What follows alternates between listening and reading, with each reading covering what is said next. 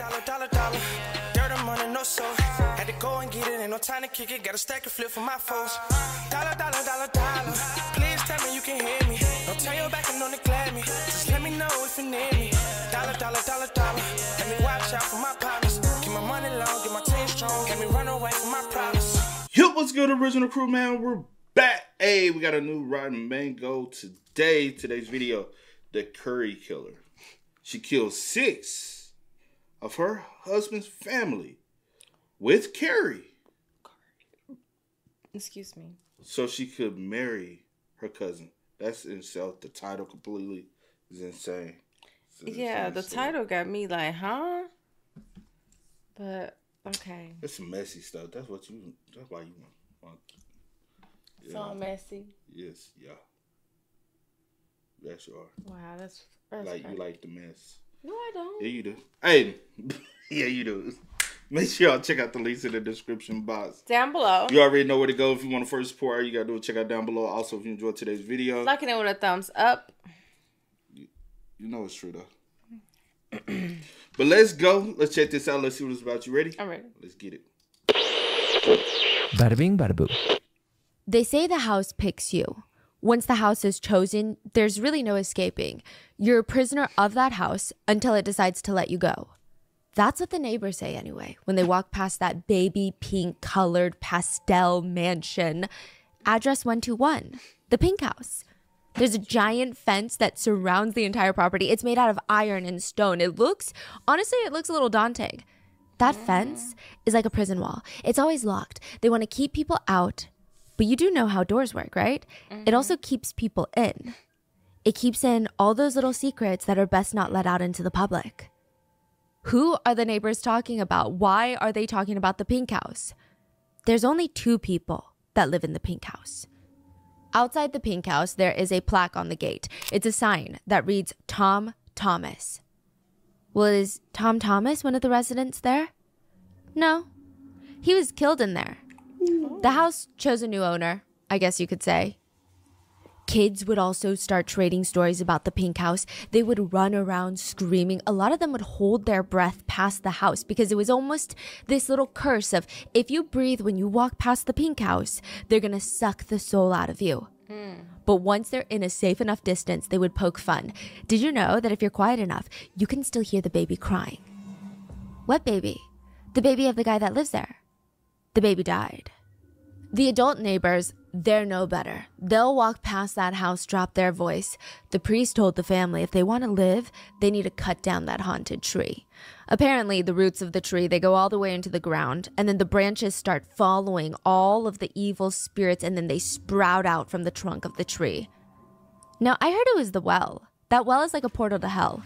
It goes all the way down into the depths of the earth, and they say that if you stand at the very edge of the well and you bend over to look down, you peer over the edge for a little too long, a hand is going to reach up and snatch you by your hair and drag you down under. But the only thing scarier than the paranormal is, the priest told the family, if they don't put a wall around the well, 3 people are going to die in that house. So fence the well in the middle? Yes, otherwise 3 people are going to die. He was wrong. 3 people would not die. 6 people would. 6. And it wasn't haunted. There was a serial killer in the family.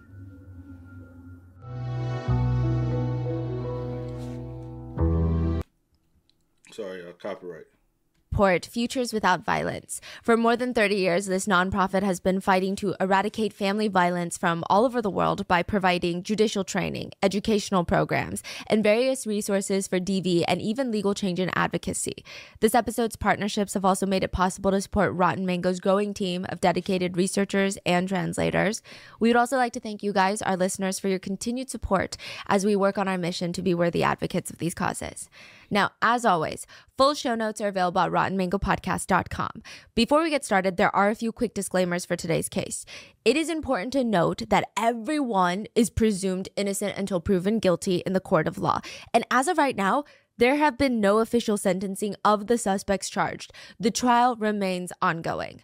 We've also changed a few names in this case, but the alleged killers' names remain the same. The majority of the sources were available in English, but some of them were still translated. So as always, with any international cases, or really any case at all, please let us know if there was anything miscommunicated, mistranslated, or any additional information that you might have down in the comments. So with that being said, just an additional reminder, everything is alleged. There have been no convictions. We will discuss the many theories towards the end of this episode, but this is the story that the family members, including the sons of the killer, as well as the prosecutors, believe has taken place. So with that being said, let's get into that version of the story. Do you know what a locked house mystery is? Yes. So- no in, no out. Exactly. To put it simply, it's when someone dies in a house with no signs of forced entry or break-in. So meaning every resident, every guest in that house is suddenly a suspect. The Pink House would have its own locked house mystery. It's a typical locked house scenario. You've got a limited number of suspects. They're all somewhat interpersonally connected with the victim, a confined space, and then a death. But in the Pink House, there was an open door policy. Anyone was allowed to come and go as they please. And in the middle of this giant celebration, someone screams, "I'm gonna die!" The lights shut off, and suddenly every guest, every caterer, every neighbor, extended family, friend, everyone is a suspect. It just becomes that much more complicated because you don't know who slipped in and out unnoticed. The timeline is fuzzy. To place every single person in which room, what they had access to, what they were doing, what if they were lying about what they're doing?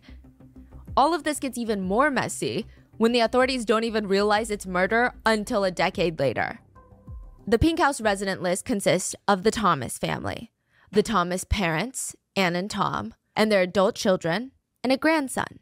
But for 10 days, the Pink House was absolute chaos. The Pink House would be open to any and all guests, known or unknown to the family, during the Festival of Onam celebrations, meaning anybody who needs a place to be was more than welcome to be at the Pink House.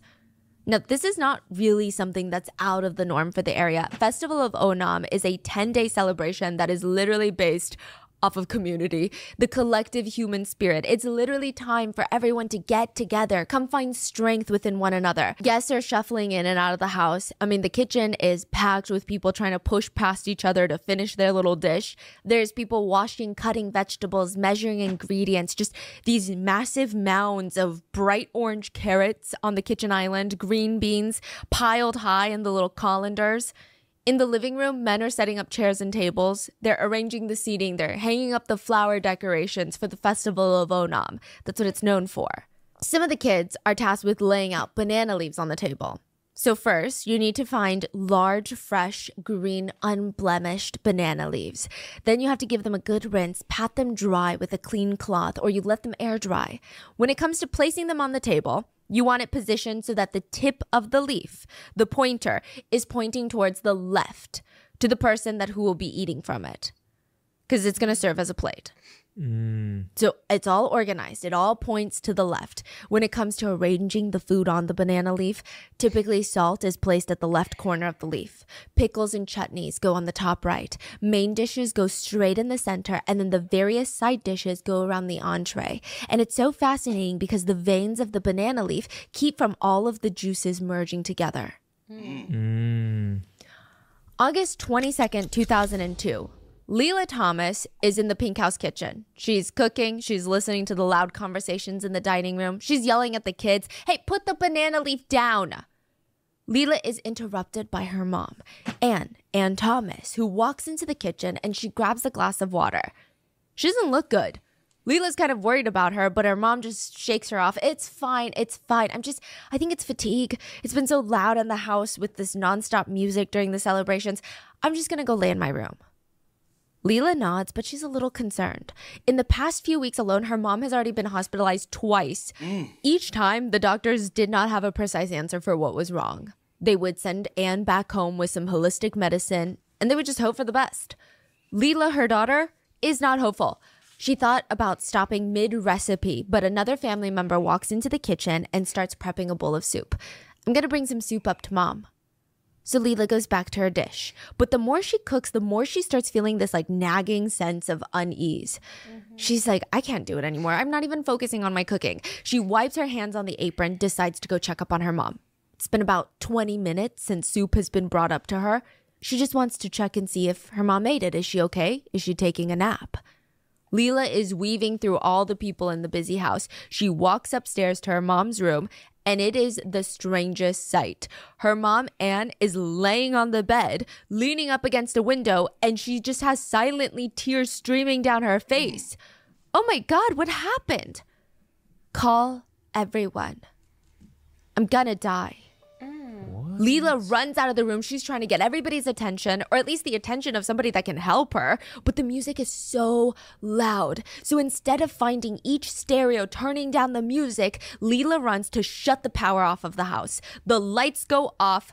Hurry! Someone help me!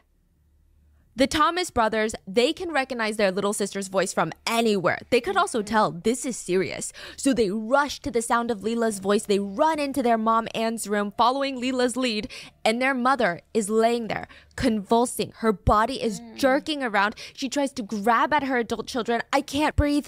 I'm dying. Mother Anne is quickly taken to the hospital. There was a white frothy substance that is coming out of her mouth. She's literally foaming at the mouth.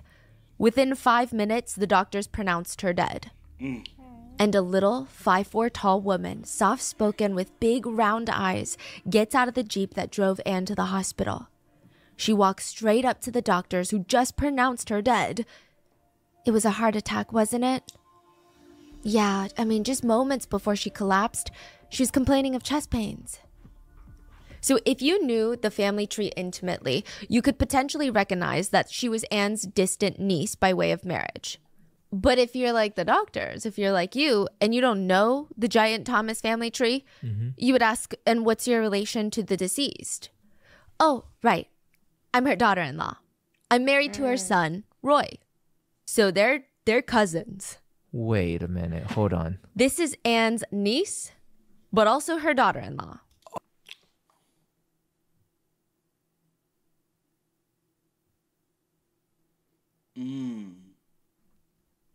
And she older than a boy. Sister, her son, her brother. This is some weird ass shit right here. Oh, what the? I'm looking at the dynamic of everything. Distant relatives, wife. But hold on, this is another wife. Unless Roy has another wife. Oh, or is this his wife, but it's also... Okay, this is who we need to focus on right now. But yes, it's a lot going on. The diagrams is crazy, bro. Okay, she got a daughter too. Which...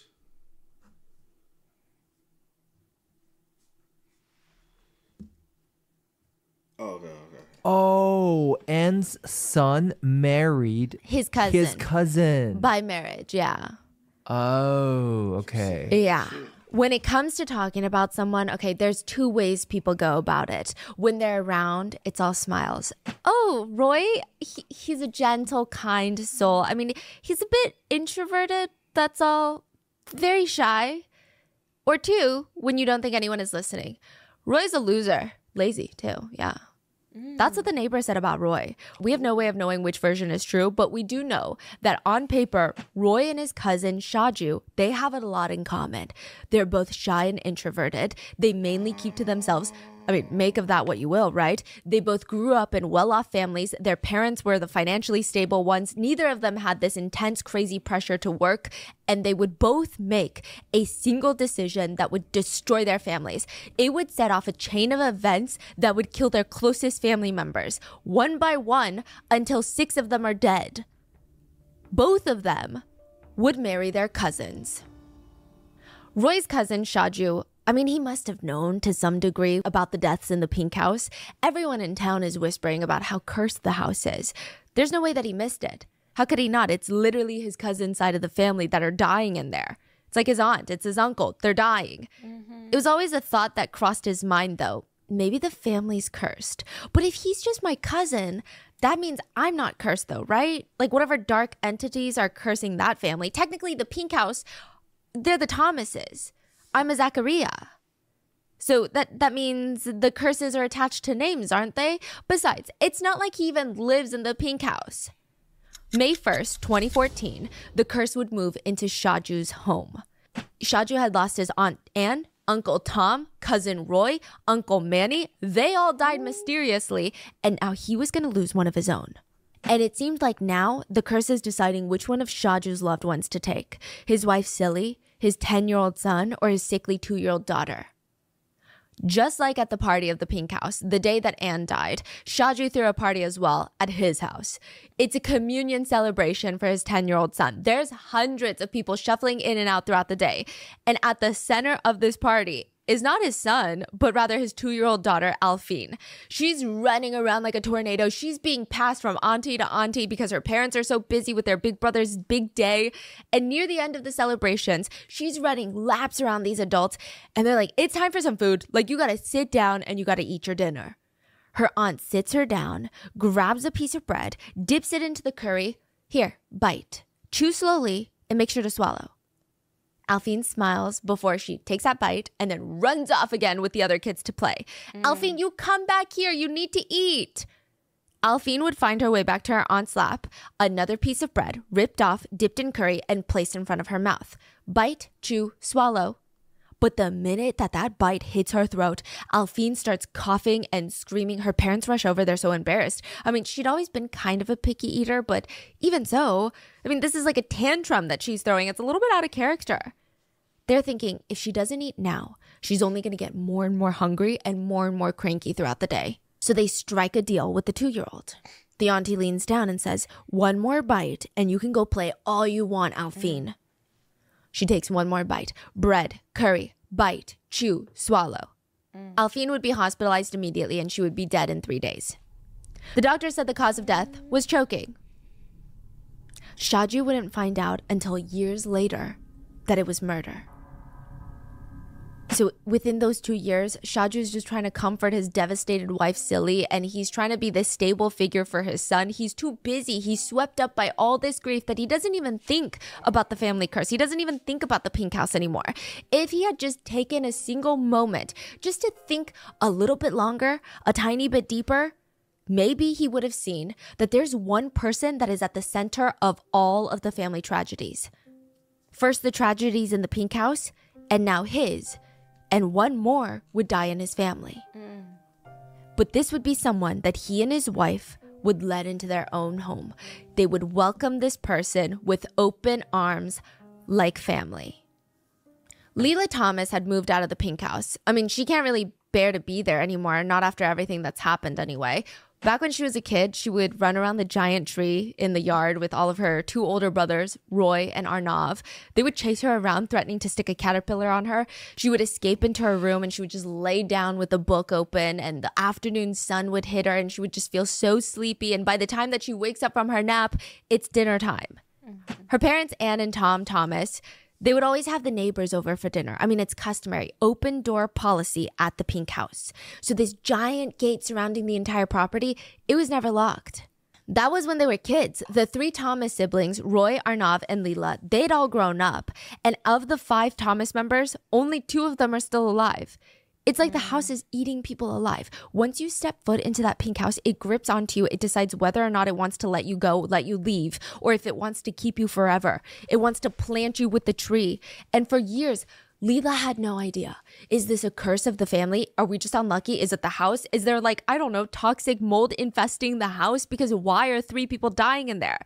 She's trying to bend over backwards thinking of any sort of reasoning behind why her whole family left her so early.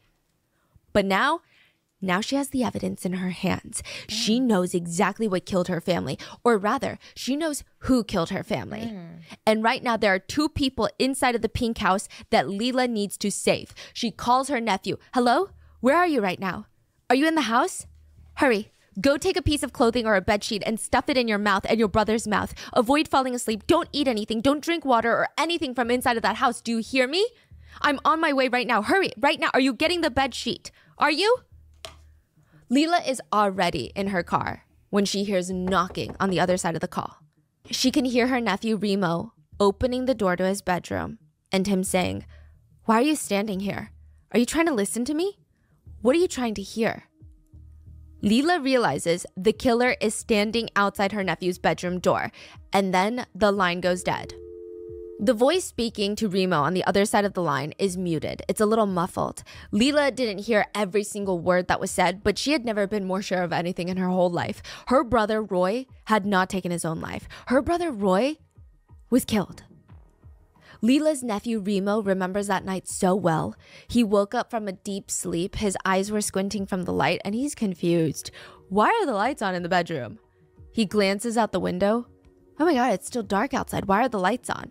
And then from his peripheral vision, he sees someone and he almost jumps out of his own skin. Oh my God, Auntie, what are you doing here? She's sitting in a chair, spine stiff as a board. She's slightly leaning forward as if she had been waiting for him to wake up this whole time. Her lips are just like in a thin straight line, and she glances at Remo's little brother, Reynolds. He's still asleep. Remo quickly catches on and gently nudges his brother awake. Okay, wake up. What's going on, Auntie? Is something wrong? Your father slipped and fell in the bathroom. Your mother and your Uncle Manny are taking him to the hospital right now. What? Remo's trying to shake off the sleepiness from his mind. Like, what do you mean he slipped and fell in the bathroom? What, is he okay?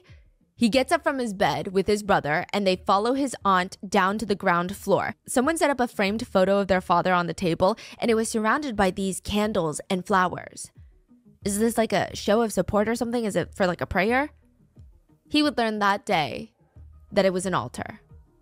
Their dad gets taken to the hospital and someone sets up an altar. Like they don't know if he's dead? It seems like the timing doesn't make sense. It doesn't seem like they know that he's dead. So someone set it up ahead of time. Yeah. Their dad was dead. The kids initially thought, okay, maybe it's a trip and fall in the bathroom. Did he hit his head on the tub? But eventually they were told it's a self-exit. That's what their mother, Roy's wife, told them. I mean, who are they not to believe her? That's their mom. I mean, really, who would question her? Lila Thomas didn't even question her. But now she's got all the proof. She has her brother's autopsy in her hands. Cherry red skin, small hemorrhages in the skin, a distinct bitter almond smell. Everything that she knew from the night of the murder was wrong. The night of Roy's death, Roy had just come home from a night out with his cousin Matthew. It's a Friday night, so he's expected a late night home. Likely he would swing open the door into the pink house and his wife and 2 young sons would be watching the TV in the living room. That's what he's thinking.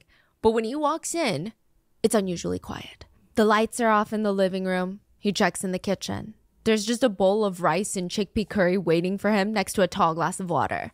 Roy smirks. He takes a seat at the table. I mean, his wife was always thinking about him, just thinking ahead to the fact that he might be hungry when he gets home.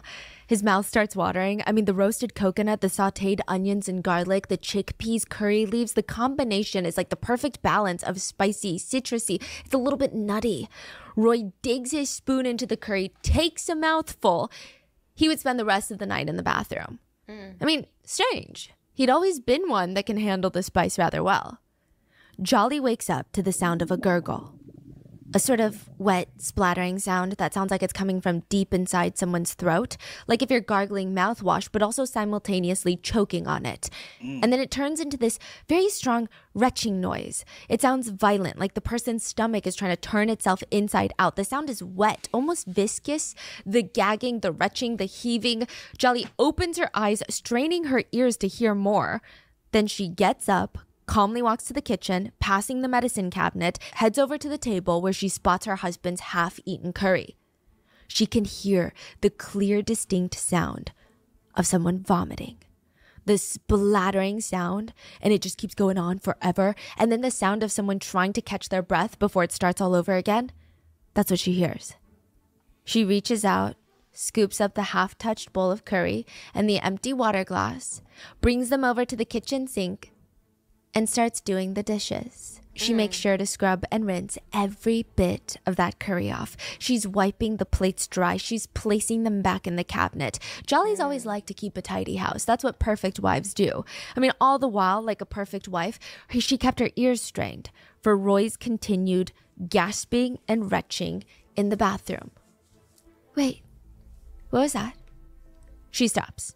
She wipes her hands on her nightgown and she walks to the bathroom. She puts her ear up to the door and she's just listening. She crinkles her eyebrows and she's trying to understand what's going on the other side. She's glancing at the staircase to make sure that neither of their sons are walking down the stairs. And 15 minutes later, Jolly finally hears exactly what she was listening for. Silence. Her husband, Roy Thomas, was dead in the bathroom. Jolly calls for help and then she faints. Neighbors and family members rush into the house. I mean, they had to break down the bathroom door. And once they did, they find Roy Thomas, father of two, husband of Jolly, first son of the Thomas family of the Pink House, dead. But it wasn't just that he was found dead. His mouth was open and there was a foam, like a white frothy substance spilling out of it. Before Roy Thomas could even be declared dead, which he would be very quickly, the whispers already start traveling around the town. Did you hear? The oldest of the Thomas siblings, he died. I mean, just suddenly. They're saying it's a heart attack. He was only 40. Poor Jolly. And their two boys, still so young. Leela heard those whispers too. She rushed home that night that her brother passed, but also she heard other conversations take place. Private ones. She saw Jolly faint and family members huddling in a corner. They're trying to keep their tones hushed so that Jolly doesn't hear. Roy had always been a big drinker, and it had only gotten worse lately. There was also that black magic stuff that apparently he was into. Jolly said that he had debts, like thousands of dollars of debt, and it's pretty obvious. He took his own life. Well, we're just going to have to tell everyone that it was a heart attack. If the town finds out that he self-exited, leaving his wife and children with his debt, it's going to tarnish the family name. The boys are already traumatized as it is. Why would we put them through that? And at the time, Leela believed it. It kind of made sense. Even Leela helped keep everything under wraps. I mean, she would repeat the family cover. He had a heart attack. It was unfortunate. Genetic heart condition. Might run in the family. We miss him oh so very much. Jolly's doing her best to raise her children as a single mom. But over time, as Leela keeps repeating the story, she realizes with each retelling, she believes it less and less. 3 deaths in the Pink House? What are the odds? Her mom, then her dad, and then her brother? She requested his autopsy. Time of death, 11:20 p.m. Stomach contents, curry and rice, undigested. Cause of death, cyanide poisoning. Leela's hands grip the paper. Her mind is racing. Wait. No, she had a conversation with Jolly the night of Roy's death. She remembers it so vividly. I mean, yeah, she's thick in her grief and shock at that time, but she remembered it because it's important. Jolly had told her, Roy came home at around 3 p.m. For lunch, he had curry and rice. Then at night, he said that he wasn't hungry, so I went to the kitchen to fry up some eggs, and that's when he walked into the restroom. When I was done, I tried to get him to come out, but he wouldn't even open the bathroom door. She had said that, but that doesn't make any sense. It doesn't match up with the autopsy results. The autopsy stated that his death was 11:20 p.m. There were undigested food in his stomach, curry and rice. But Jolly had told her that he ate the curry at around 3 p.m. There's no way it would still be undigested at the time of his death. So why on earth would she lie about something like that? About what he had for dinner or what time he ate? Because cyanide. Cyanide takes effect almost instantly after exposure. Leela did think it was odd that her brother would choose to self-exit with cyanide. It's a very difficult to obtain poison, and it feels like utter hell to ingest. Like, why would he do that to himself? Leela's mind starts racing, and she's putting 2 and 2 together. If Roy hadn't eaten dinner and just lunch, the food in his stomach would have already been digested, but it wasn't. The food had to have been eaten later, for dinner. But Jolly said he didn't have dinner. She said, at night, he didn't have dinner. At night, he didn't have dinner. At night, he didn't have dinner. Leela remembered her repeating the same story to every single person that she met. Leela was racing to the Pink House to get her nephews out of there before it was too late. Because the killer is in the house with them. It was their own mother, Jolly. She screamed into the phone, do not eat anything under any circumstances. There might be cyanide in your house. Your mother might try to kill you. Leela remembers all the love letters that her brother received, her brother Roy. They were probably somewhere inside of that Pink House. They were full of flattery, promises of the future, and at the end of each letter was a signature, Jolly Joseph, with cute little loopy letters and hearts. Everything ended with Jolly. Leela had already gone to the police by this point. She turned in everything that she could as evidence. She rushes to her old family home, and when she gets there, her nephews, the entire house is a mess. There is insects everywhere, dirty dishes, rotting food. The smell is pungent.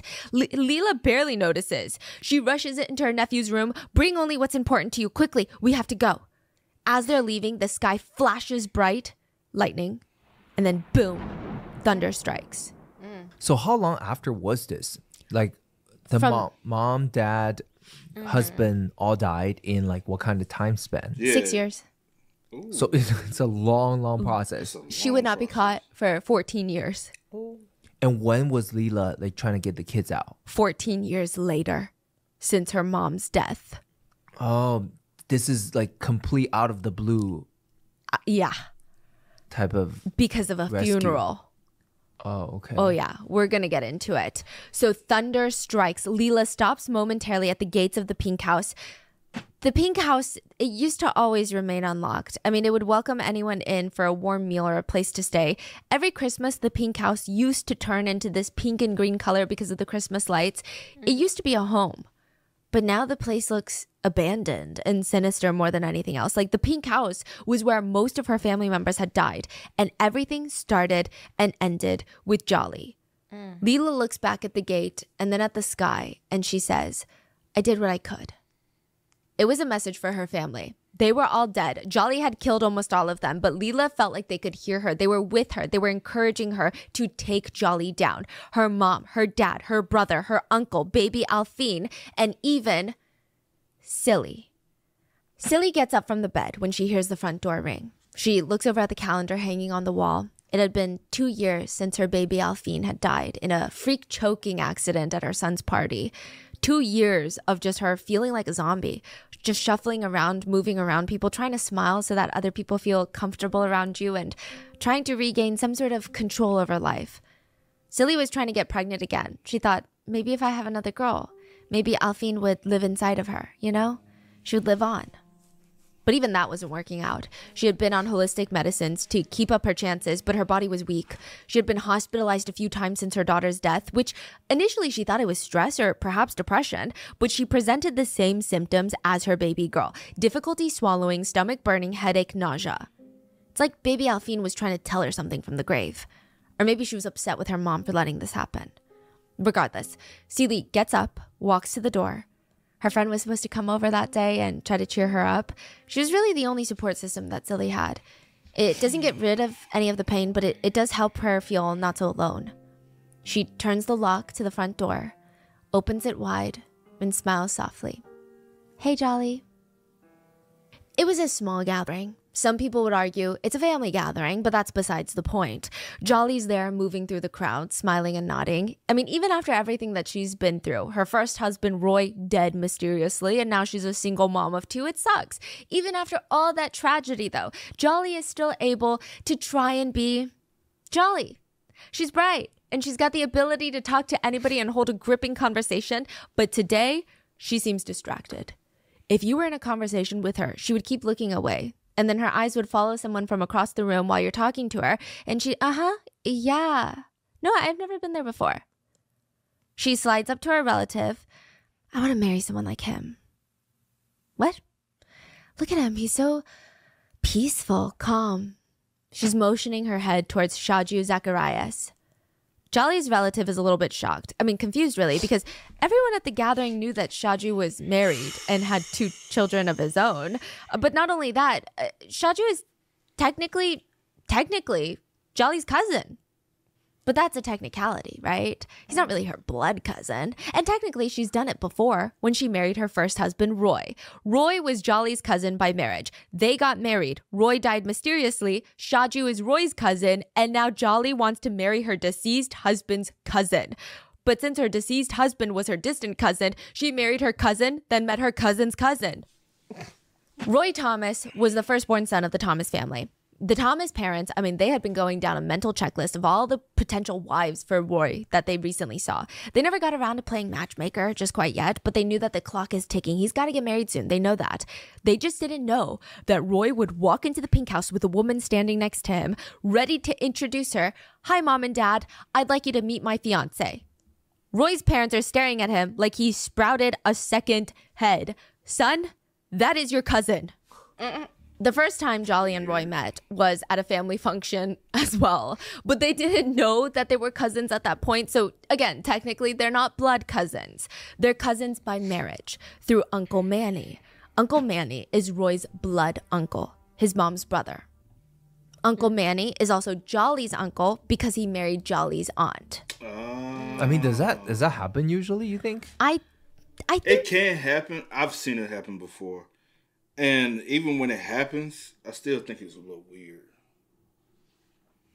You don't think so? I'm trying to think before I say that, because, you know. Because, child.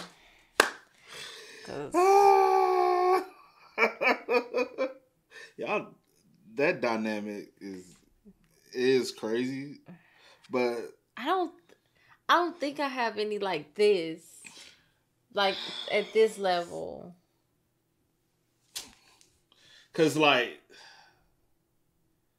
I'm really trying to think. I can't even think straight right now.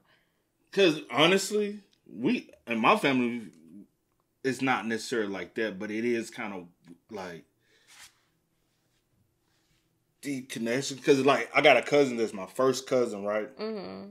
Then I got another cousin that's like more of a distant cousin, right? Mm-hmm. But that distant cousin is my first cousin uncle. And we're all related on one side, but he's also related to him on another side. Mm-hmm. Because that cousin and my first cousin mom are brothers and sisters. Mm-hmm. But my uncle, which is his dad, is not related to his mom. Right. But also, me Mm-hmm. and another one of my first cousins,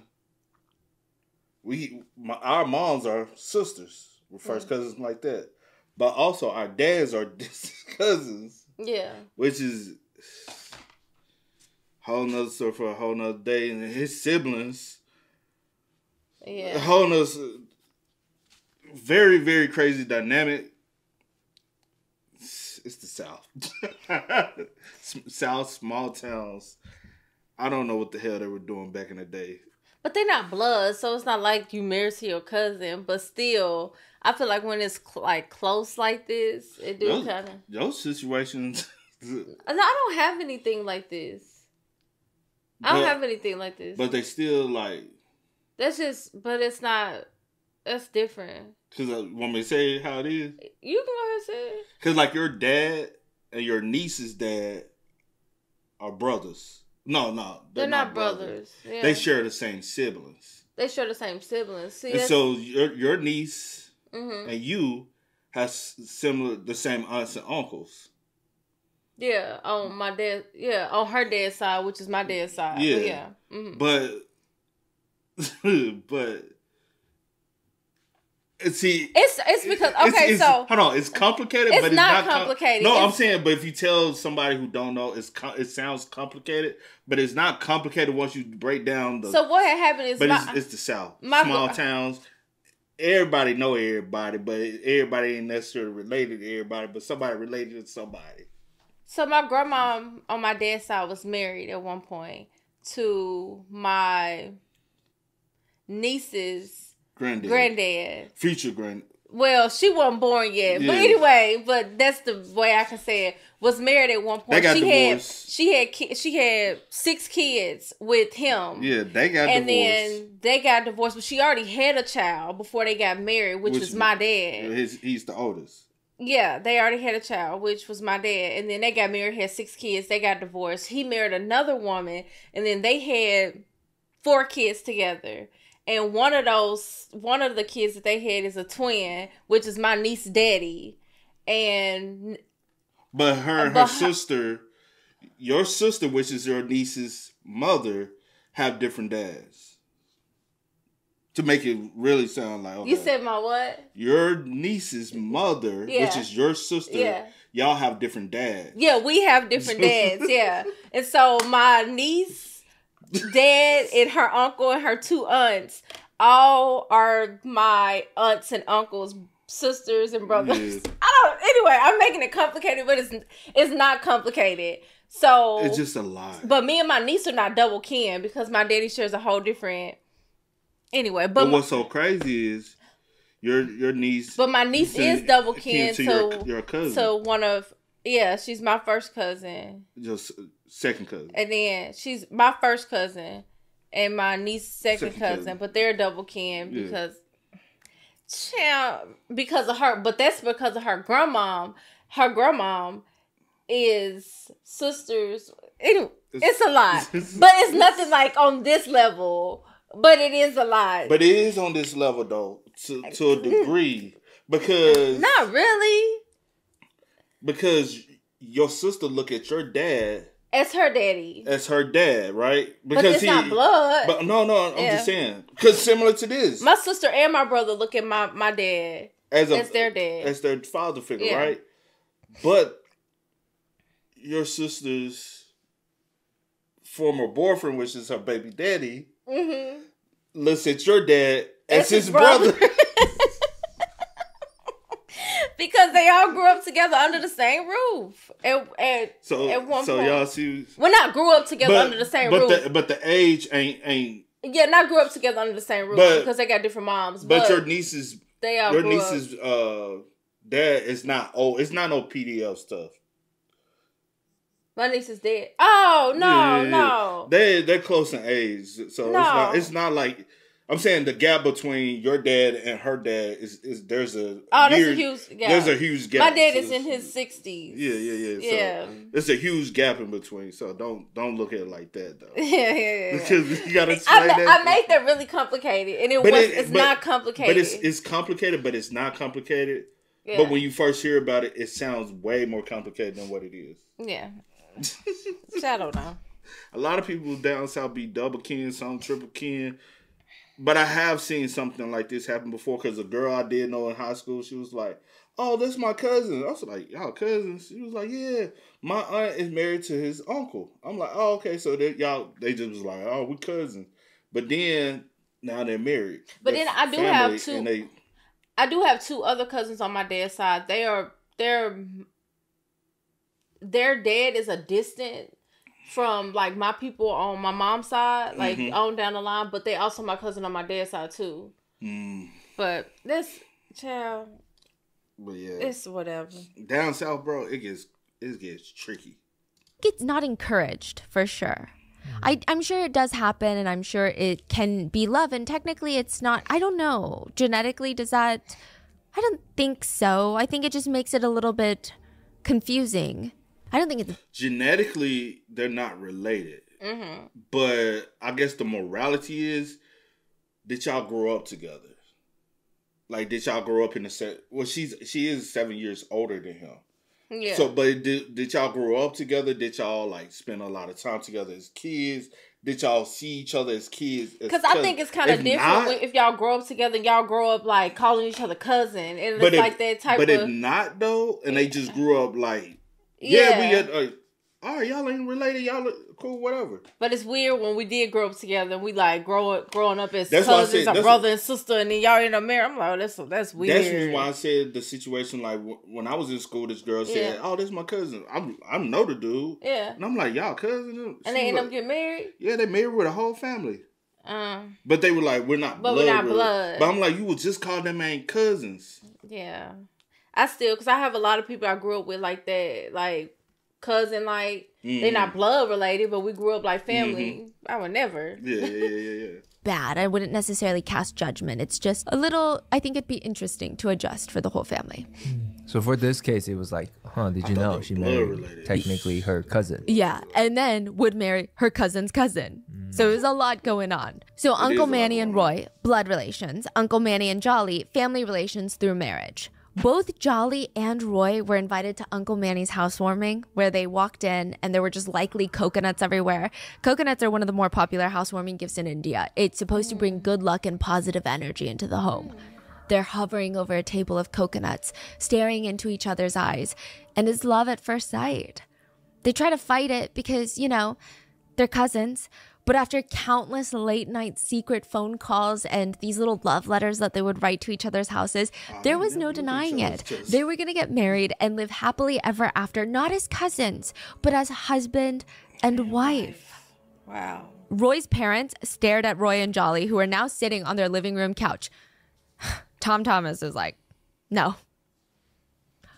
What do you mean, no? No. Yeah, I mean, no. Tom Thomas, Roy's dad, did not like this even a little bit. Anne, the mom, on the other hand, she was quiet the whole time. She was thinking. Anne's a teacher, which, side note, obviously being a teacher anywhere is a big deal and you're literally guiding the future generations. But in India, it's a bit more of a prestigious job than the US. It's a lot harder of a position to get, and teachers are often referred to as gurus of India. So while teachers in the US are appreciated, they might not be as respected as teachers in India. So keep that in mind. Now, Tom was also in the education field. He was an officer for the state's education department for the local town. Everyone comes to this couple for advice. That's why they have an open door policy. But in the pink house, when it's just them, Tom turns to Anne. She's the matriarch of the family. And Tom would wait for Anne's word. I like her. Every trick question that Anne had set up for Jolly to trip on, she passed. What do your parents do for work again? Oh, they're humble farmers, but they're well respected in our town for their unwavering dedication to the harvest and, of course, their hard work. What about school? I was the first in my family to attend college. I graduated with a Master's of Commerce. That's basically a master's degree in business. It is very, very impressive. A higher degree than Roy, their own son. Anne could see herself having intellectually stimulating conversations with Jolly. I mean, both of them are headstrong, independent women who have a vision of their own that's separate from men. And they could be the guiding future for all the other girls in their small town to freaking go after what they want with such aggression that men will step out of the way for you. Anne could see them getting along really well. She smiled at Jolly. Meanwhile, Jolly smiled back and she looked around at the spacious living room, the servants preparing tea for them in the kitchen, ushering it over, placing it in front of Jolly to drink. The minute that she's done and that empty teacup lands on the coffee table, it's whisked back away into the kitchen. Not a single dirty teacup lingering on the coffee table or any surface of this house. She smiles back at Anne because she could see herself living here with all the staff tending to her every need. She felt right at home already. Unfortunately, there is only room for one head of the house. If there were guidelines, like a rule book on being the best daughter-in-law, Jolly could have written it. The rules are technically endless, but if you had to nail at least 4 of the crucial ones, you'd be set. 1, be the family therapist. Listen to everyone's problems and offer not the best advice. Offer the advice that they want to hear. Jolly was even winning Tom over with this role. He's coming around and seeing her as a confidant, an asset to the Thomas family, an asset to the pink house. 2, never be disagreeable, but always get your way. The art of gentle manipulation and persuasion. Mom, mother-in-law, you have such a classic, timeless sense of style. I mean, this floral arrangement is incredible. But I did see a similar one at Valerie's party the other day, and I was thinking maybe we could add some more modern touches to really showcase how you always set the trends for everyone in the town. You lead and the town follows. 3, learn to cook an unforgettable dish. Mother, I'm telling you, you have not lived until you've tried my mutton soup. I've got a secret blend of spices that will warm you from the inside out. I mean, it's positively to die for. And 4, be resourceful and solve problems before they arise. Oh, and probably the most important rule, like it's so important, it doesn't even need a spot on the list, is secure your place in the family and be the one to carry on the family name. Jolly Joseph was pregnant with the Thomases' very first grandbaby. Anne is smiling down at her newborn grandbaby, a grandson. She looks up at Jolly with just so much pride in her eyes. You did so good. You handled that birth perfectly. I am so proud of you. Jolly gives her mother-in-law a weak smile back. I mean, she had done it. She had really done it. She couldn't have asked for anything more. I mean, it was just right. The timing, too, it was perfect. Anne had been nagging her to get a job recently. Put that master's degree to use. But Jolly has no such desire to work. I mean, if she was going to work, why did she move into the pink house and marry jobless Roy? That doesn't make sense. So now with the delivery of the Thomases' first grandson, Jolly would have all the rights, all the power in the pink house. The mother of the first grandbaby would not have to work. She would have the luxury to kick her feet up on the coffee table, lounge around, and have the staff care for her and her baby and whatever she wants on the whim. Jolly is watching Anne fawn over her baby. This is perfect, Jolly. I'm absolutely in love with this baby. Now you can get a job and let me retire to watch your child forever. What? The plan has backfired. Jolly would stall. She doesn't want to go to work, so instead she went and got a teaching certificate in another town. That took about a year. Then when she got back, she started with the excuses. Well, the baby is so small, who's going to take care of him? Anne would sit there listening to the compiled list of reasons that Jolly would prepare for her, on why she can't work. It likely went something along the lines of, I know you mean well, but I think right now the priority is the baby, critical for bonding. And you know what they say, I need to be there for the feeding and the moments. And can you imagine? Research shows how important it is for babies to have a strong attachment to their mothers. And I don't want to miss out on my body needs time to heal, and then the sleepless night. Childcare is very pricey. Not many teaching jobs in this area, So I think, you know what I think, right? When Jolly was done, she looked up and she would see Anne smiling at her. She hasn't said a single word in this conversation. Mother, we got a job interview for you. Oh. Shit. Anne pulled some strings to get Jolly an interview for a teaching position at the local school. It honestly would have been like hot knife through butter, easy, but Jolly comes back from the interview, tail tucked between her legs. I'm not sure why they rejected me on the spot. Anne and Tom Thomas, they're confused. Why would they do that? Jolly is perfect for the job. If anything, she's overqualified. Oh my God. Because she's a new mom. They're discriminating. They think that her son is going to hold her back in life. And you know what? We're going to prove them wrong. Jolly just nodded, but she knew that's not why she wasn't hired. She didn't get the job because she never showed up for the interview. How do you apply for a teaching position when you don't even have a teaching certificate?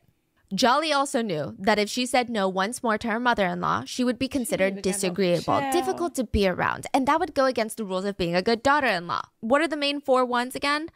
1, be the family therapist. 2, never be disagreeable, but always get your way. 3, learn to cook an unforgettable dish. And 4, be resourceful and solve problems before they arise.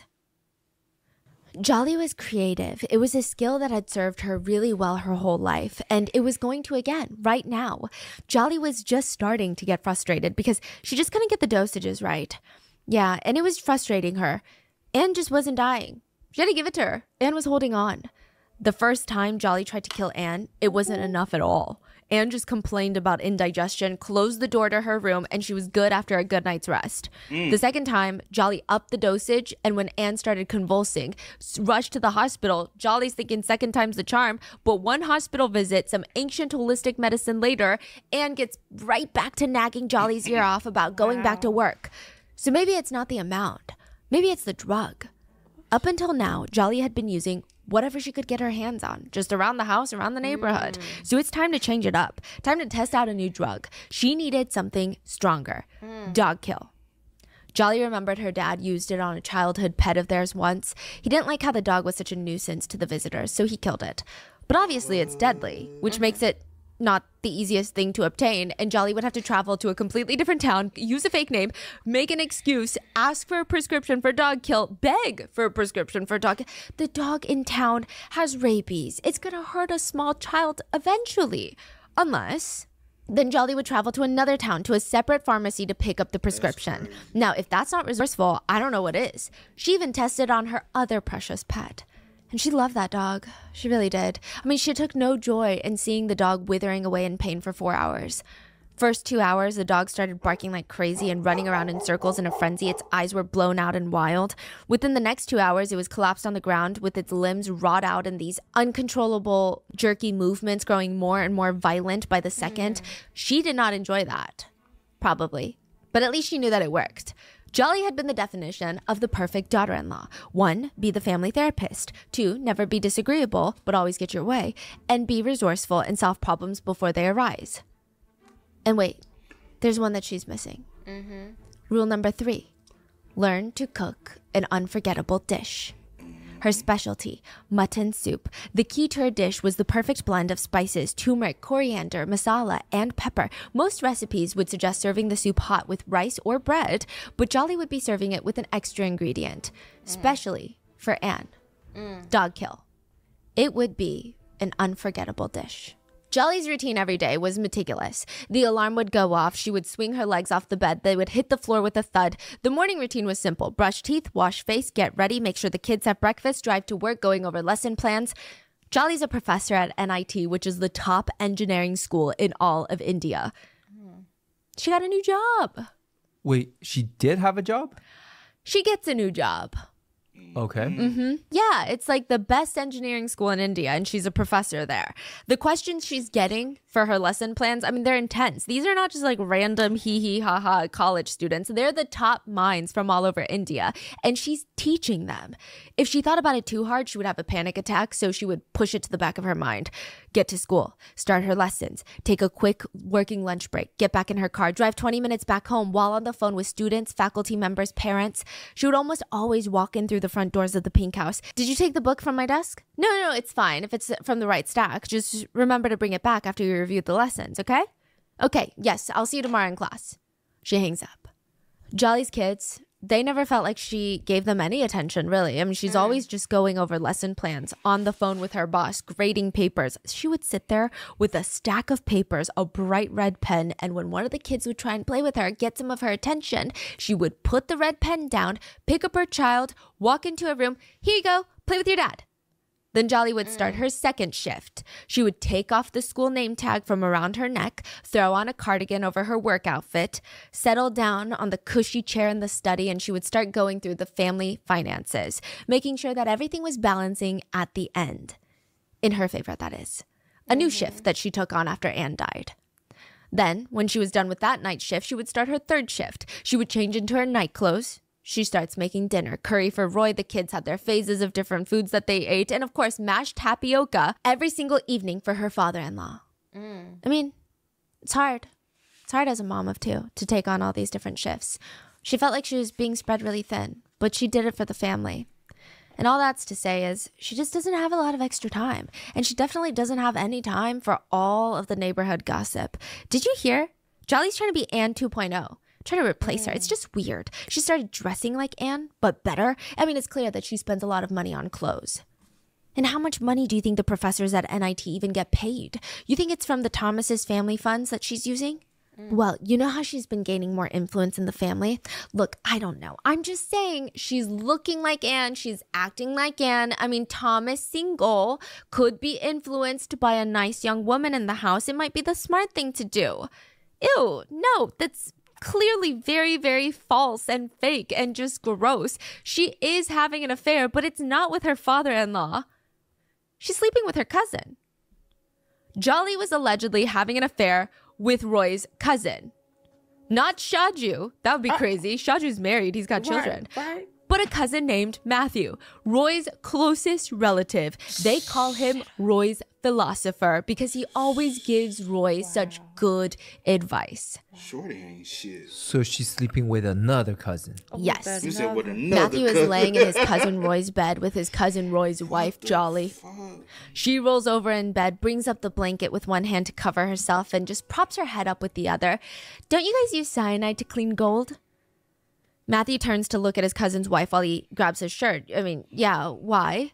Jolly kicks her feet up behind her. It's just so annoying. It's inconvenient. I just wish I had some way to get rid of them quickly, and easily. The rats. There's just a few rats in the house that I need to get rid of. Matthew looks at her kind of strangely. Cyanide is not a super common method used to kill rats. It's a little overkill, in his opinion. But he shrugs. If it gets the job done, right? I suppose. But getting the cyanide for Jolly wasn't going to be a walk in the park. It's regulated. You can't just pick it up at the store. Not to mention, it's not that cheap. He would have to go directly to his boss, Praji, the owner of the local jewelry store that Matthew works at. I mean, Praji has a permit to get cyanide because you can use it to separate gold. But Matthew knew that Praji was someone that likes a good deal. So he thought of everything that Praji would want in a deal. 2 bottles of cyanide in exchange for 2 bottles of liquor, $60, and a night with Jolly. Wow. The use of shrooms is illegal in most countries, including the United States. They must know Jolly a lot. Because what? Because you don't just say, and a night with your cousin's wife. That you don't even supposed to be with, but you up here laying up. Because he know you laying up with her and you coming back to the shop telling everybody you fucking your cousin wife. So he like, shit, give me a little turn. Give me a little. I want a little taste of that thing too. You know what I'm saying? Dip my honey stick in it. Okay. That's crazy. For real though. No. Cause what? Do he know you trying to get it for Jolly? Because you probably told him that too. Who knows? It's in India. But at any rate, the mushrooms that Jolly had were not magical. They were just regular old mushroom powder in these plastic capsules. Mushroom supplements. They're anti-inflammatory, antioxidant, stress relieving, helps to improve energy levels and boost immunity. And it's all natural. But also, so is cyanide, is it not? Okay, maybe not. But you can find it naturally in very minimal doses in apple seeds and cherry pits. And so it's justifiable. You say cyanide is in the apple? Apple The pits, seed, yeah. Oh. You'd have to eat like 300 apples, Yeah. though, to get cyanide poisoning. Yeah. Oh, wow. Yeah. And right now, Jolly is hovering over the kitchen counter, emptying out one of the capsules into the trash. She packs in some white powder instead. Jolly is undeniably Thomas's new favorite family member. He had originally been the most against Jolly's marriage to his firstborn son, Roy. But now that Jolly had moved in and his wife had died, he'd really come to lean on Jolly a lot. She really stepped up to the plate, filled that caregiver role gap that Anne had left behind. She made sure that he took his medicine, ate well, spent time outdoors. Some neighbors thought it was so sweet. They even said that Tom treated her more like his daughter by blood rather than daughter by marriage. But Jolly thought their relationship was a little bit different. Jolly knew that she had Tom in the palm of her hand.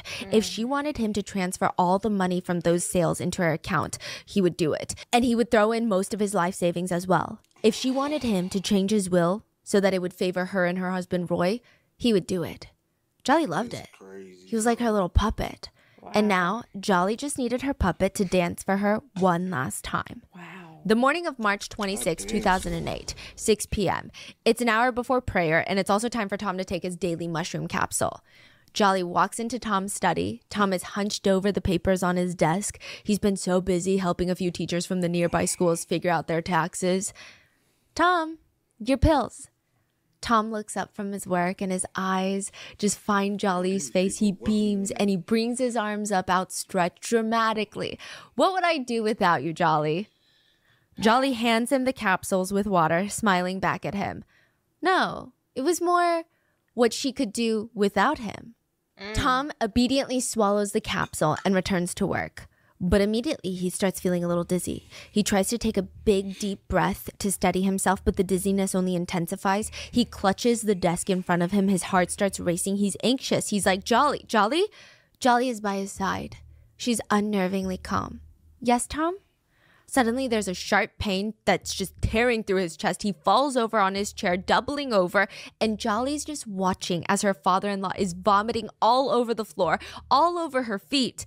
He begins to convulse uncontrollably as if his limbs are being jerked around like strings, like he's a puppet, and then his body goes still. He would be pronounced dead at the hospital. Leela, the daughter, would later question Jolly. Why did it take so long for him to be taken to the hospital? I just don't get it. Jolly shrugged.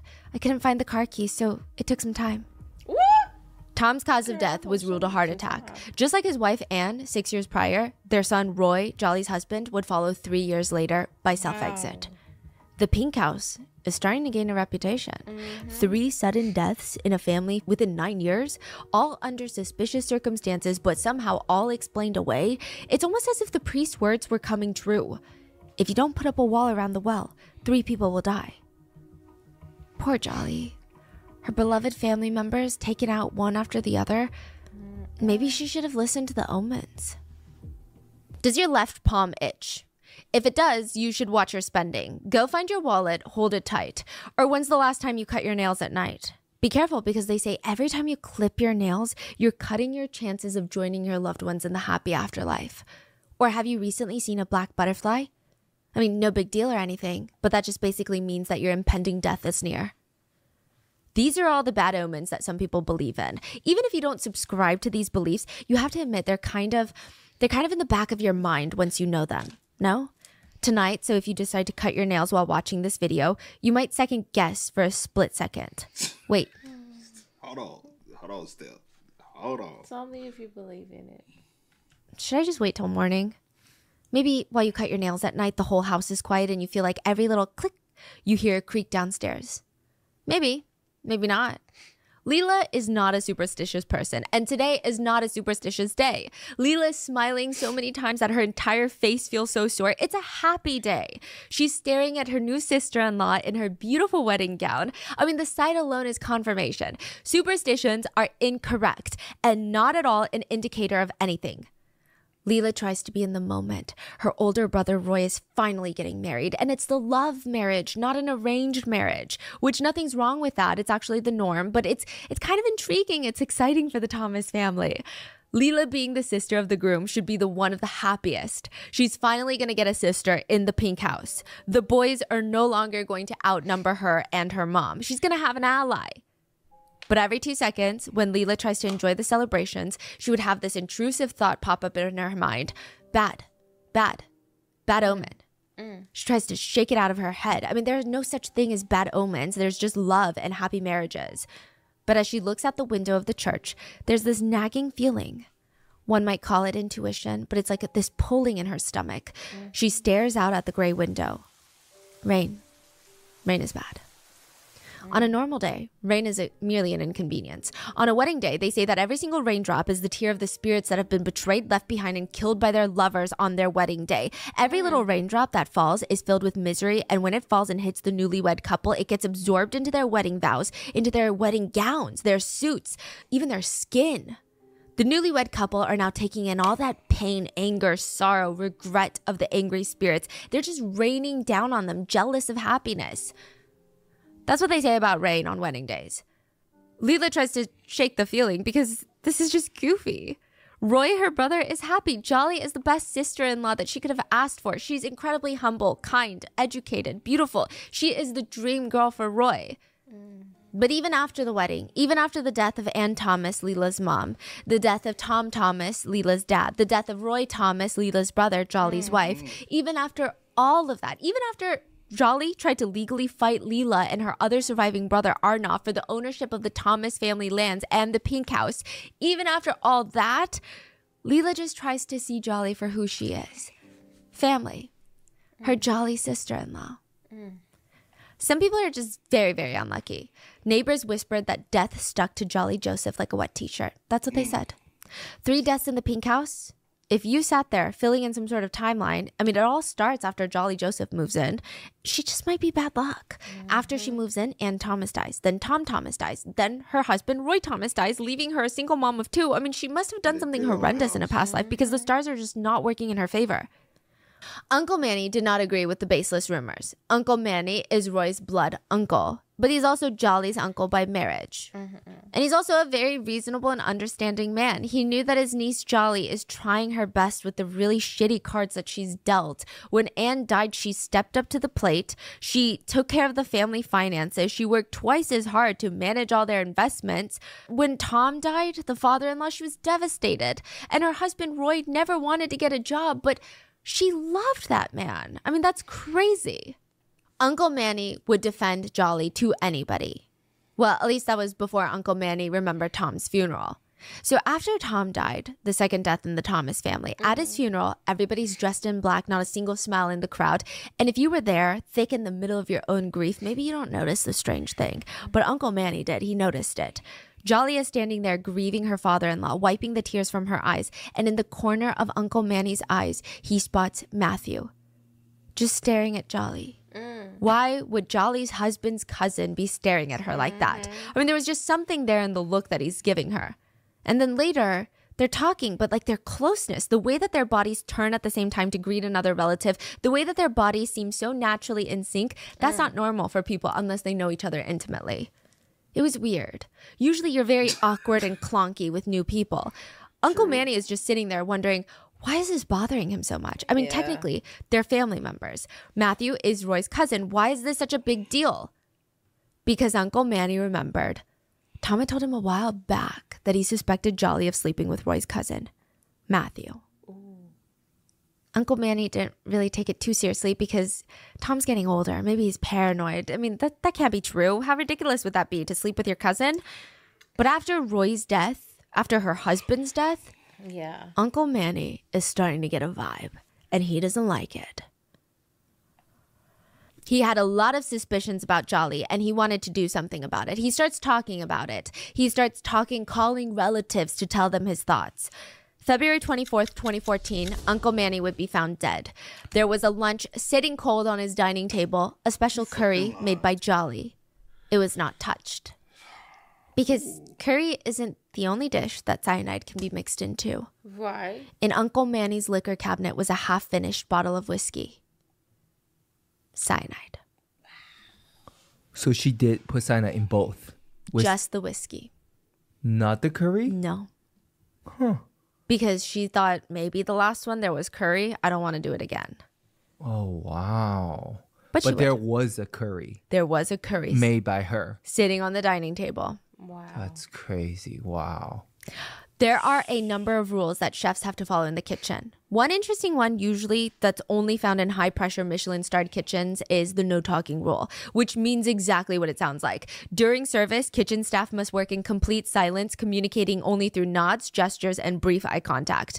The purpose of this rule is to maintain absolute focus and minimize distractions and ensure that every dish is executed flawlessly, which sounds really unhinged. But then again, this is just at some fancy restaurants, right?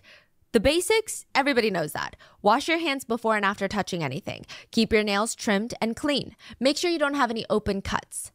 Jolly knew these rules well. She's a great cook. But to be honest, Jolly followed these rules more when she was out of the kitchen. These rules were essential in preventing accidental cyanide poisoning through skin contact. Because Jolly handled cyanide regularly, she would have to stick to these rules like they were a life code. She was trying to be safe about killing, and she had allegedly succeeded 6 times. Anne, Tom, Roy, Uncle Manny, baby Alphine, and now Silly's murder was the most risky. It happened in the waiting room of a dentist office with patients all around. Even Silly's own son was there. Here, take one of these. It's a mushroom capsule. It'll help with the headache. Silly had gratefully taken the mushroom capsule from Jolly and gulped it down with some water. Minutes later, she began convulsing, struggling to breathe, and she would die just like that, just like the others. The son is screaming and crying all the way to the hospital. I mean, his mom, just 2 years after his sister died, his mom dies. Jolly's holding her breath, though, because she could have sworn she saw Silly's son looking at her when she offered his mom the pills. You better Thank not. God the doctors thought it was epilepsy. But now's not the time to think about that, okay? It's a special day. Jolly so and fucked up, Shaju are getting married. Exactly 1 year after Silly's death, February 2017. After their intimate wedding, Shaju and his son would move into the pink house. They would slam the gates closed and seclude themselves from the world. I mean, at this point, the whispers, they're not even whispers. They're straight up screams about the house, the family death, the curse, and the new marriage of the 2 cousins, Jolly and Shaju. I mean, most people do not agree with this marriage. Even Silly's parents were disgusted that their son-in-law could just move on so quickly. But also with Jolly, it's just strange. It's very The neighbors were strange. whispering about the 2 cousins as well, so they just shut themselves into the pink house and started this new life together. But old habits die hard. Shaju rolls over in bed one night, rubs his eyes, and he sees Jolly whispering and smiling while holding a phone up to her ear. It was odd. He tried to ask Jolly about it, but she would just shrug it off. He demanded to see her phone, but she absolutely refused. I mean, it's pretty obvious. Shaju thinks that Jolly is cheating. And she probably is, right? Yeah. Because the past is hard to let go of. It's comfortable. It's an old sweater that you just can't get rid of. But Leela Thomas, she's not letting go of the past either. Her brother's widow is now moving on and marrying their cousin. It's weird. Everything about this is odd. The Thomas family, I mean, it was perfectly fine until she came into their lives. That's when the death started. Sure, you could call it unlucky, but what if it's not? Leela knows what she saw at Silly's funeral. Silly is Shaju's wife. The weird energy, like all of that. Silly's family and friends had come over to her house for Silly's wake, if you will. And Jolly is there, ushering people in, putting coasters on the table as if this is her house, as if she's the lady of the house, the wife. Jolly's managing everything, the food, the flower arrangements, getting Silly ready for the funeral. I mean, it's odd. You would think that Shaju and Jolly are a couple and Silly was Jolly's sister or something. When Jolly wasn't busy micromanaging every aspect of the funeral, she would just burst into tears, uncontrollably crying, and then done. She'd go back to funeral arrangements and then go back to crying. A lot of people were also whispering, why does she seem the saddest? Like, it's weird. I get it. It's her friend, but it's just point blank bizarre. Leela said, I stood there looking at all of this and I still remember how disturbed I felt. I wasn't even concentrating on the dead body. I was looking at Jolly moving around, bringing things from the other room, doing all the things, and I just saw her face for a strange moment and I just felt weird. I mean, I felt like she actually had this happiness. I mean, somewhere it reflected on Jolly's face at the funeral. Like, I felt it. I just stood there and a spark struck my mind and I connected. Silly had died. For what? For Shaju to be single? No. Did Silly die because of Jolly? The thought disturbed me instantly and immensely, and I wondered if perhaps the baby was also a hindrance. Baby Alphine, who was sick, even if Silly alone dies and Jolly remarries Shaju, she would be obligated to care for their sick child, which would undoubtedly hold Jolly's life back. I knew something wasn't right. But that just can't be possible, right? Leela starts connecting the dots, all the deaths. The only person that wins every single time is Jolly. It just doesn't make any sense. With Anne, she became the matriarch, the head of the investments. Tom's death, she had an inheritance. Roy's death, she got Roy's inheritance. Baby Alphine, maybe she doesn't want to take care of a baby because she wants to marry Shaju. And then Shaju's wife? What? Leela's eyes went big and she lifts her head to stare at Jolly at the funeral, who she sees. Jolly is walking straight up to Silly's coffin, right next to Shaju.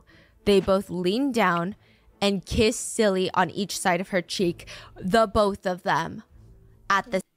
Could it possibly be, because he had been orchestrated in on it too? Because y'all been messing around. She a super hoe. Y'all been messing around. Y'all were messing around when she was alive. Because he have known. Baby, she done hit the whole family. There's no telling. There's no telling. And why you didn't marry Matthew? I guess Matthew ain't have enough for you. That's a good question. I have no clue, but this is very odd. Very odd behavior. And Matthew, you was getting her cyanide. You ain't. And kiss Silly on each side of her cheek, the both of them. At the same time, a final goodbye. The funeral goers started looking from side to side, eyes wide. What the hell was that about? That was a shocking gesture. Silly had just passed, but it looks like these two, they look like a couple. They look like a couple that have been together for a while. What does that mean? Could they have? So they're not hiding it at this point. And everybody knows, they know, they're just putting it out. Leela thought it meant her whole life had been a lie. She had to do something about it. She goes home after the funeral, calls her other brother Arnav. I'm going to ask for a copy of Roy's postmortem. She discovered in the autopsy that he had undigested curry in his stomach, but that doesn't align with what Jolly said, remember? Yeah. Leela and Arnav, Roy's siblings, Jolly's brother and sister-in-law, they went to the police and demanded an exhumation of 6 people. They believe that Jolly had killed 6 people in their family. And none of this is going to be easy. The deaths happened in the span of 14 years between the first and the last murder. It would be difficult to even exhume some of the bodies. And even if they had been poisoned with cyanide is more of a here then gone type of thing. It doesn't linger in the body for very long. Cyanide metabolizes in the body very quickly. And once that happens, it becomes very hard to detect. Additionally, the longer a body has been buried in the ground, the more likely that the cyanide has actually seeped out of their bodies and into the surrounding soil. Experts on this case said, it's going to be like finding a needle in a haystack. Trying to find cyanide in a decomposed body, that's difficult. So with those odds and the added element of exhuming a body in Christianity, the town actually was really upset at the siblings for requesting such a thing. They were like, you're going to put your whole family's souls through that for what? The tiniest sliver of a chance that you might find something? Which, yes. Oh, I'm sorry. So they had this feeling 16 years later? Yeah, 14 years later. 14 years later. Yeah. So they weren't thinking about poisoning before. I think Anne and Thomas, they were elderly, and because they had Anne had gone to the hospital multiple times, nobody knew that it was her being poisoned. They thought that she was having a natural decline in her health. Yeah. Same with Thomas, the father. Roy Thomas, everybody did believe it was a self-exit. When it comes to Uncle Manny, I think that maybe Leela did not connect all of them together. Yeah, and I don't think that generally you would imagine that you have a serial killer in the family. Yeah, and it was a spanning of 6 years, 3 years. 9 years for 3 victims. So, it's not back to back where she's so suspicious. Yeah. It's weird. And the neighbors are like, you're not even going to find anything because look at Jolly. She's Jolly. Besides, the 2 siblings, they've got something to gain from all of this. Jolly has the pink house. She's got Tom's money. They're going to frame her for the murders and take back what is theirs. Or at least that's what some of the people were saying. They stopped saying it when cyanide was found in Silly, Shaju's wife's body. Come on. October 5th, 2019, Jolly Joseph would be arrested in the pink house. Early hours of the morning in front of her 2 sons, Remo and Reynolds. She was 47 when she was arrested. She was 33 when she committed her very first murder. And that is the story of Jolly Joseph. Or at least that's what the prosecutors, the media, and the general public believe has happened, more or less. But that doesn't mean that it's 100% true. That's just what I would consider the overwhelming majority of people and what they believe.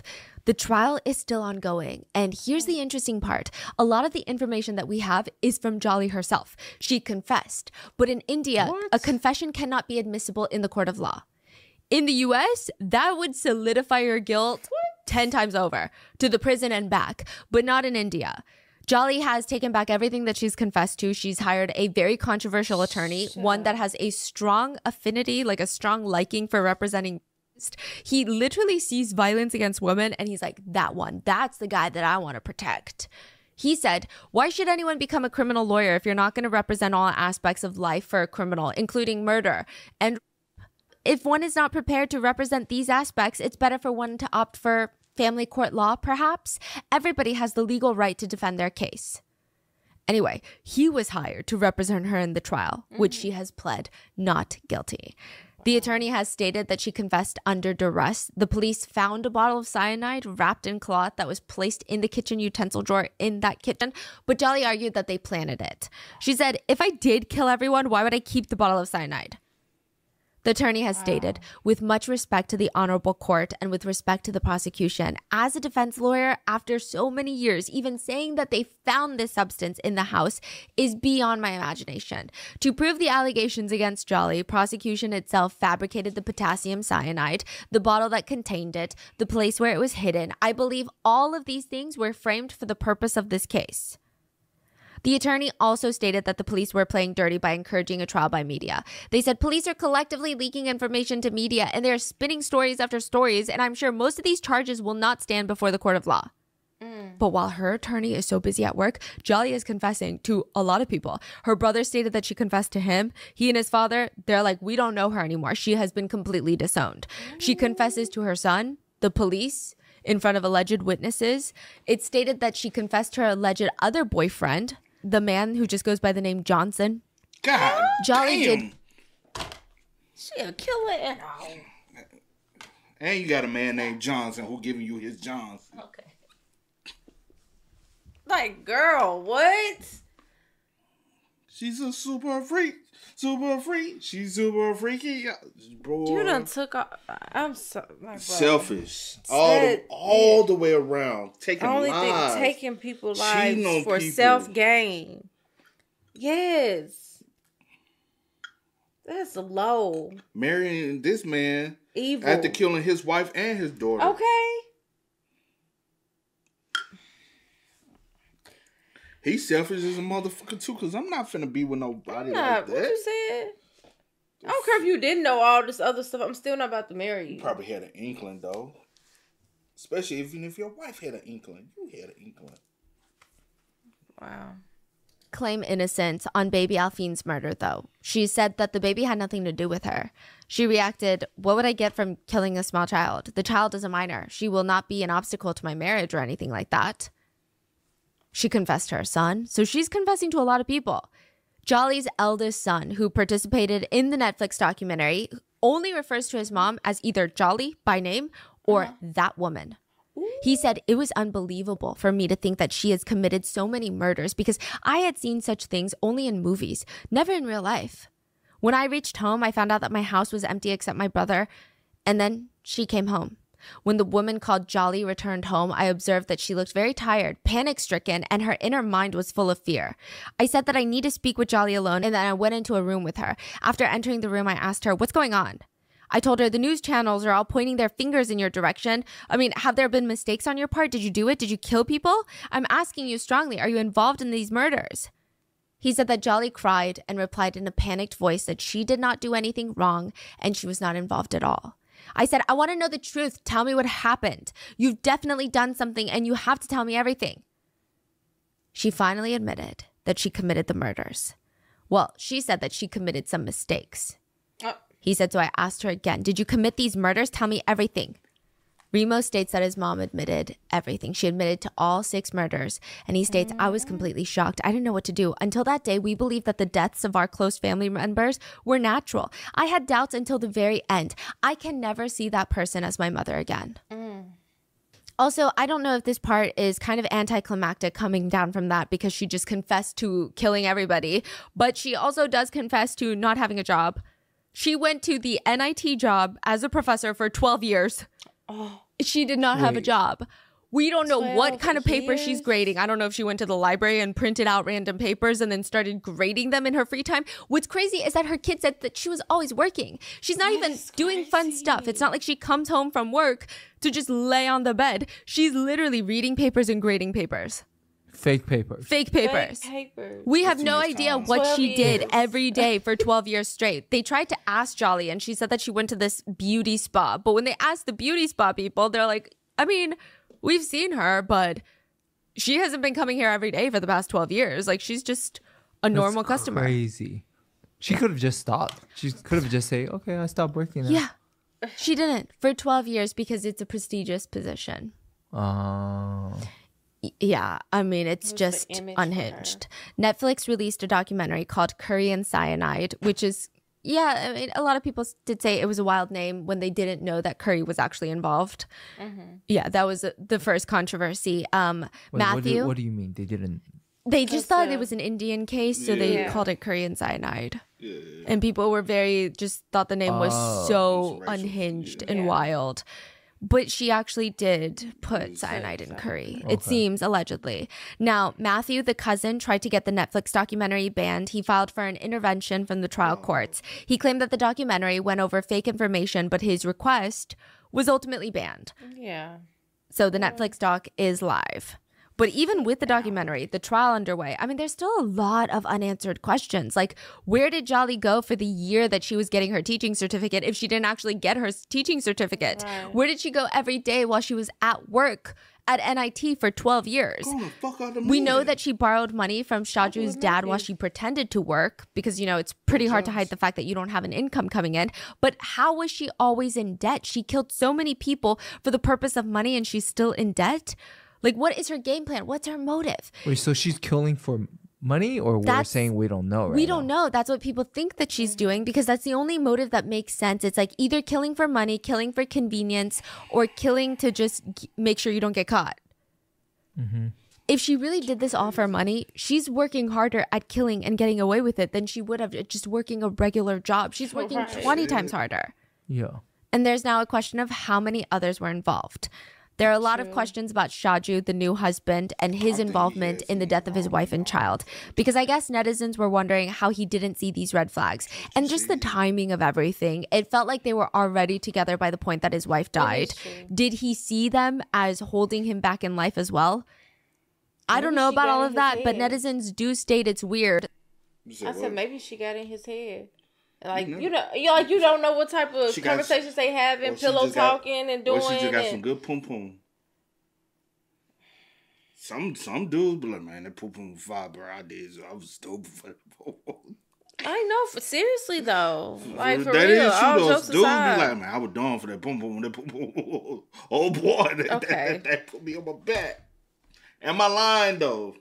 Are you lying? Yeah. No. I did. No, I'm asking. I'm saying no. I'm saying dudes. Some men are like. Yeah, I know some guys are like that. So I'm just wondering. She put it on me like better them out. Because like I said, y'all had no shame because it did. Like, just it's y'all are in front of family, friends, Bro, the you community. bro, at the funeral, you And see y'all all acting those like people? y'all are if I didn't know y'all, I would be like, oh, look at that couple. Maybe that's one of their loved ones in That must be their sister. their sister or whatever, something of the nature. One of their sisters, a family member, just a family member. A close family member. Close And they're relative, dating or they're married or whatever the case may be. If I didn't know, that's what I would have thought. Because that's what it looks like. That's what it perceives to be. My goodness. Back in life as well. I don't know about all of that, but netizens do state it's weird that the doctors, they recommended for both his daughter and his wife to get an autopsy done. They're both like, this is not natural. Like something weird happened. But he would say, no, it's okay. Like I'm going to reject because it's just not something we do in the family. Yeah. He also stated that he really only remarried Jolly because it sounded like it'd be a smart choice for him and his son. Because, you know, she's family. So they'd just be a big family. I guess the idea being that Shaju was a single dad with a son, Jolly's a single mom with 2 sons. They're already a family, so now they can blend into a family. I don't know. Yeah, it's just intriguing. Some people think that Shaju was actually the next victim because his parents did have some money. So maybe it would have been a Roy situation where she kills Shaju. The police do not think that Shaju is involved at all. But a lot of netizens remain suspicious, to say the least. Shaju did file for divorce after she was arrested. They did arrest also 3 accomplices. Cousin Matthew, the one that Jolly was sleeping with that obtained the cyanide. Praji, the owner of the jewelry store that Matthew purchased the cyanide from, allegedly. Both parties are denying any involvement. Yeah. And then Manoj Kumar. Apparently, he's a former politician from the area. He opened up his own real estate brokerage that Jolly invested a lot of her money into, and he was arrested for helping Jolly get a fake notary for Tom's will because she forged a portion of Tom's will. Shut up. I guess the unanswered question is, how much did they really know? How involved were they? And the biggest question is, what if she's not actually guilty? There are some people that believe Jolly is innocent, that she was set up. They state that it doesn't make sense for Jolly to have committed these crimes, and the police just want an easier target. They argue that Anne and Tom Thomas were already pretty ill at the time of their alleged murders, so perhaps they died from natural causes. They state that there really was no reason for Jolly to kill a 2-year-old who did nothing. One netizen raises a few questions, and they write, look at this objectively. We never hear Jolly speak. The only conversations we've heard are from other people saying that this is what she said. I'd really want to see how she is as a person. The end conversation with her and Leela is just chilling. It sounds like Leela is admitting to the guilt. 6 victims. Do you really think that Jolly killed all of them? A large part of this theory, at least from what I've seen, hinges on the last meeting between Leela, Roy's sister, and Jolly.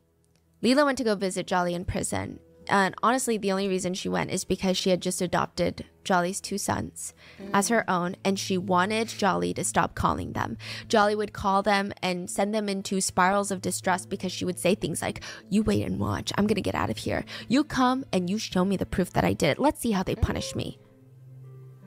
Leela said that when Jolly walked out, it was very startling. This is the woman that had been living in the pink house with servants tending to her, and now she's just sitting there. She looked indifferent, though. She didn't look embarrassed or remorseful. She just sat there. Jolly stayed quiet, and they both stared at each other. Leela broke the silence. How do you feel about what you've done? It just happened. It just happened. You purposely killed 6 people. You didn't even spare a little child, and you said, that just happened? It's because I have a criminal mind. I can hide things. In the Bible, it says that no matter how many sins you commit, God will forgive us. He will forgive me as well. Leela looked at her and said, yes, God may forgive. May he forgive everyone. Some people took that as an admission of guilt from Leela, like she was rubbing it in Jolly's face, that she had done it, she had gotten away with it, and God would forgive her. And that is where we are with Jolly Joseph's case. Yeah. So we're waiting on the sentencing and the trial. And I mean, we don't know. I guess without the trial, it's confusing because technically you're presumed innocent until guilty, right? Mm-hmm. Perhaps her confession to the police was coerced, but she does confess to a lot of people. Yeah. So I don't know. It's just very confusing. I would say that the general public does believe that she's guilty. But again, that's just an opinion. We don't know until the trial is over. Yeah. What are your thoughts, though? Do you feel like this is a serial killer? Do you feel like maybe she's been framed? Do you feel like this is just so odd? What are your thoughts? Let me know. Please stay safe. And I will see you guys on Sunday for the next episode. Bye. That was crazy. That was definitely insane. She a super hoe. She a super hoe.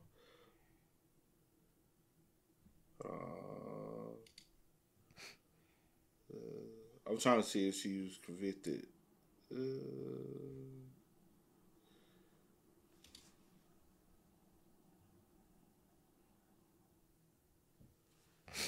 So they did grant a divorce, but it doesn't say whether or not she was convicted or not. Is currently in prison in India, awaiting the conclusion of her trial for the 20, where she is prime suspect. So is it still? It's still going on, bro. She's still awaiting trial. Well, I'm about to. If I remember, I think I would. I will remember this one, especially since I have the documentary as well. I see you going to watch the Netflix doc. I probably would. But you Also, I feel like this was like very like detailed. But I just feel like with the Netflix doc, you can actually get the even more. Yeah, it's gonna be more to it. Yeah, most definitely. And they gonna be talking to family, so you can true. Put faces to names and stuff like that, and different emotions and stuff of that nature. But wow, rest in peace to every single soul. Yes, so many. I tried to write their names down, but. Don't even try. I got scribble all over this. Yes, rest in peace. That's sad. But y'all spam us up, man. Y'all let us know y'all thoughts about it for us in the comments down below, man. But until next time, y'all know how it go. I do go by the name DJ New Kid this is. Sierra Nicole. We are. Kid and C. We are. Ain't no time to kick it. Got a stack of flip for my foes. Dollar. Please tell me you can hear me. Don't turn your back and don't neglect me. Just let me know if you need me. Dollar. Let me watch out for my partners. Keep my money low, get my team strong. Let me run away from my problems.